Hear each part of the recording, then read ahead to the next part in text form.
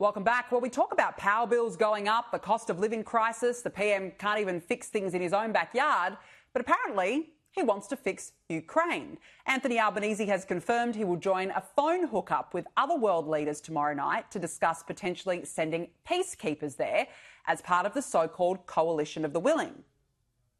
You, of course, in order to have a peacekeeping mission, you need to have a peace. So we look forward to there being peace in Ukraine, but we don't have to think very hard about which side we're on in this conflict. Russia is the aggressor. Russia invaded a sovereign nation. Joining me now is Liberal MP Andrew Wallace. Andrew, good to see you. Look, I have great sympathy for Ukraine, which of course has been under attack and at war from Russia. But my argument is we've got to look after our own interests first. I mean, the UK PM has already said he's willing to put planes in the air, boots on the ground. Is Anthony Albanese doing the right thing here, possibly sending in peacekeepers? Well, Danica, I think you're absolutely right to start off by saying there needs to be a peace to keep in the first instance. And what we've seen just in the last 24 hours is that Vladimir Putin has rejected the offer of a truce, of a period of peace.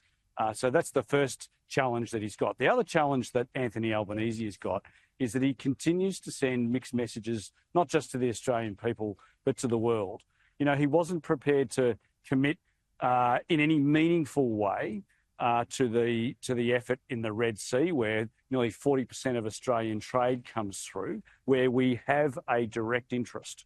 Now, I'm not suggesting for a second that we don't have an interest in peace, in helping to secure the peace in Ukraine. It's incredibly important. And in fact, the coalition was the largest non-NATO contributor to Ukraine when we were in government. But, I mean, the Prime Minister could start off by actually doing what he said he was going to do, and that is he could be delivering the M1 Abrams tanks to Ukraine that have been long promised and yet not delivered. He could have provided also the MRH-90 helicopters, the Taipan helicopters, but didn't do that.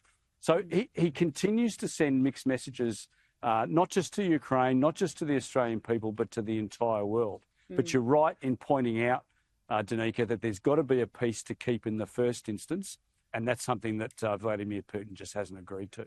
You know, and look, you know, speaking of our own strategic interests, I spoke earlier about the fact that Anthony Albanese and Kevin Rudd, both of them can't even get a phone hookup with Donald Trump about tariffs. We had Chinese vessels on our doorstep 2 weeks ago, which Labor seemed confused about whether there were live fire drills or not. What does this tell us, Andrew? And is it more critical than ever that we really need to look after our own interests, that Australia can't rely on other nations, and right now we're pretty exposed? Well, we are exposed, Danica. We are in the worst geostrategic position Australia has faced since 1945. We have got warships sitting on hard stands in Adelaide. We don't have enough crews to be able to man the ships that we do have. We've seen a complete unwillingness on the part of the Prime Minister to actually get involved in areas where we could. Now, you take the Red Sea issue that we could have got involved in. Well, you know, Richard Marles made a great song and dance about getting involved from an ADF perspective. I think we sent 6 people. Six people. That's it. Look, the Prime Minister is just not fair income. When he commits to something, he's not fair income. But the reality is there's no truce to keep at the moment. And the reality also is that the ADF have been run down. More than $80 billion has been taken out of the ADF by this government.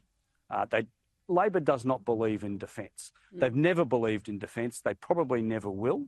And unfortunately, the ADF has effectively been decimated by this Labor government. Yeah. And it's time for a change. Well, there's a huge recruitment issue as well. So we've got serious issues in the ADF. You're spot on. Liberal MP Andrew Wallace, we have to leave it there. Nice to see you. Thanks for joining me. Thanks, Danica. Authorised by Andrew Wallace, LNP, Boccarina, Queensland.